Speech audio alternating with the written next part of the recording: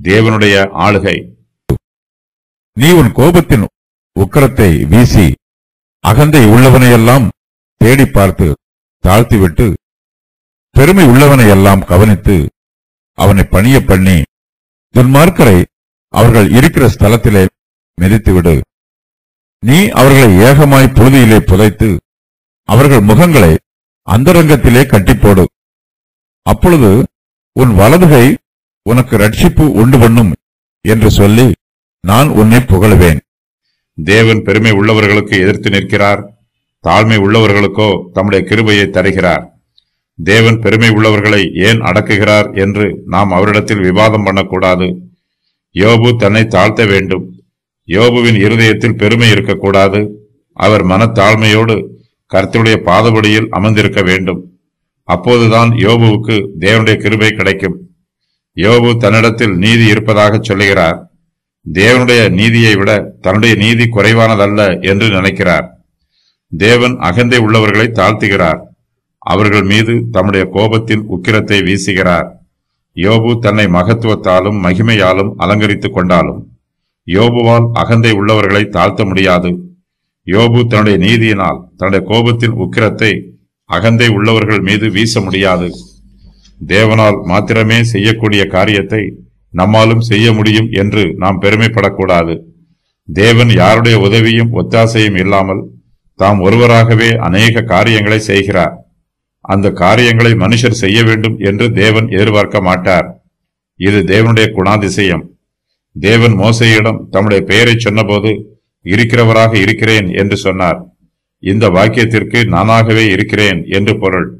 தேவன் தம்முடைய கிரியைகளினால் தம்மை சர்வ வல்லமையுள்ள தேவனாக வெளிப்படுத்துகிறார். தேவனுடைய கிரியைகளை அவரால் மாத்திரமே செய்ய முடியும். தனக்கும் வல்லமை உண்டு என்று யோபு நினைக்கிறார்.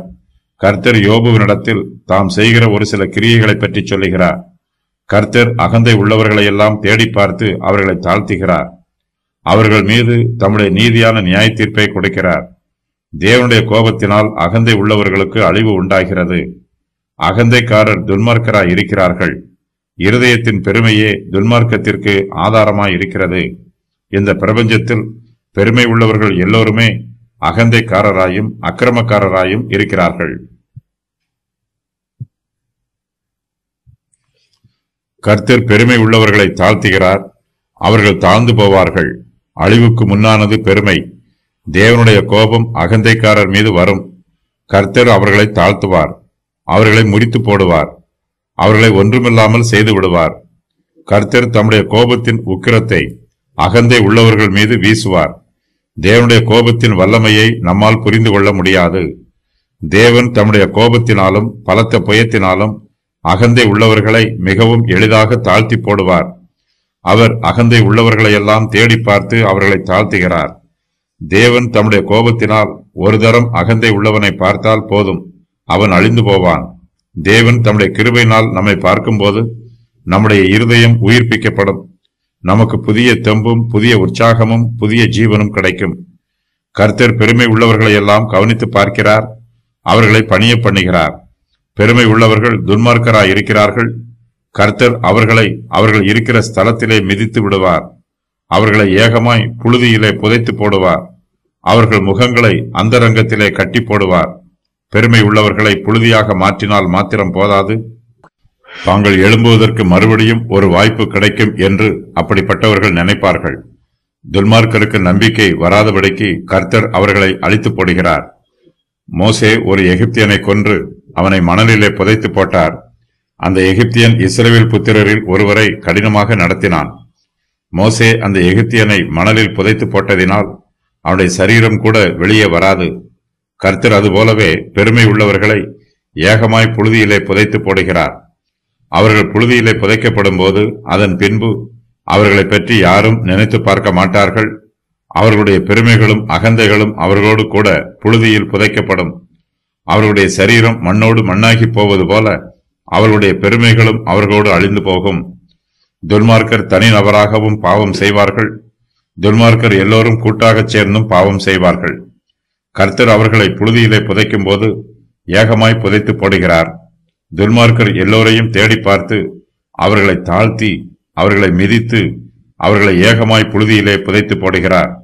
துன்மார்க்கன் தூளில் ஏகமாய் இளைப்பாறுவோம் என்று சொல்லுகிறான். கர்த்தர் துன்மார்க்கருடைய முகங்களை அந்தரங்கத்திலே கட்டி போடுகிறார். அவர்கள் மரித்து போனவர்களாக புதைக்கப்படுகிறார்கள். இவையெல்லாம் கர்த்தர் துன்மார்க்கருக்கு கொடுக்கிற தண்டனை. துன்மார்க்கர் கர்த்தருக்கு விரோதமாகவும் மனுஷருக்கு விரோதமாகவும் கலகம் பண்ணுகிறார்கள். கர்த்தர் அவர்களுடைய அகந்தையையும் பெருமையையும் ஒடுக்கி அவர்களை அழித்து போடுகிறார். கர்த்தருக்கு விரோதமாக எழும்புகிறவர்களுக்கு அழிவுதான் முடிவு. கர்த்தர் யோபுவினிடத்தில் தாம் செய்கிற கிரியைகளை பற்றி சொல்லுகிறார். துன்மார்க்கருக்கு தாம் கொடுக்கிற தண்டனையை பற்றியும் சொல்லுகிறார். யோபு தேவனுக்கு நேராக தன்னை உயர்த்துகிறார். தேவனுடைய பராமரிப்புக்கு விரோதமாக குற்றம் சொல்லுகிறார். கர்த்தர் யோபுவினிடத்தில் துன்மார்க்கருக்கு தாம் கொடுக்கிற தண்டனையை யோபு கொடுக்கட்டும் என்று சொல்லுகிறார். யோபுவினிடத்தில் துன்மார்க்கரை தண்டிக்கிற பலன் இல்லை. யோபுவின் கோபத்தினால் துன்மார்க்கர் பயப்பட மாட்டார்கள். தேவன் கோபப்படும் போது அவருடைய கோபம் துன்மார்க்கர் மீது உக்கிரமமாய் வீசும். யோபு கோபப்படும் போது அது துன்மார்க்கரை சிறிதும் பாதிக்காது.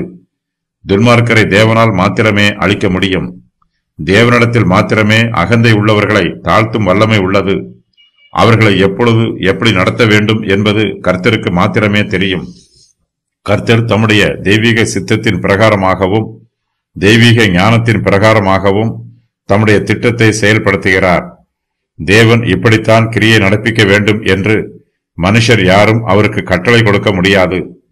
கர்த்தர் இந்த உலகத்தை இப்படித்தான் ஆளுகை செய்ய வேண்டும் என்று இந்த உலகத்தில் உள்ளவர்கள் யாரும் கர்த்தருக்கு ஆலோசனை சொல்ல முடியாது. கர்த்தரே யோசனையில் பெரியவர். அவரே சர்வ ஞானம் உள்ளவர்.